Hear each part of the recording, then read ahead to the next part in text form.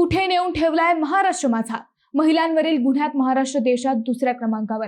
महाराष्ट्र महिलांसाठी किती सुरक्षित आहे हा प्रश्न पुन्हा एकदा ऐरणीवर आला आहे। सरकारने विधानसभेत दिलेल्या माहितीनुसार 2024 मध्ये राज्यात महिलांविरोधातील तब्बल 47,954 गुन्ह्यांची नोंद झाली।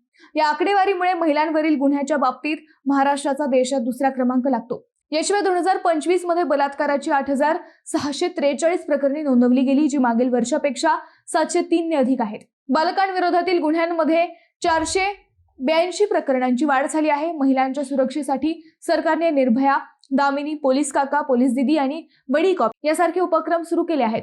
तसेच सर्वत्र महिला व बाल गुन्हे प्रतिबंध विभाग, विशेष तपास पथके आणि राज्यभर 51 भरोसा कक्ष कार्यरत आहेत। मात्र वाढती गुन्हेगारी ही केवळ सरकारी यंत्रणेसमोरील नाही, तर संपूर्ण समाजासमोरील मोठी आव्हान आहे।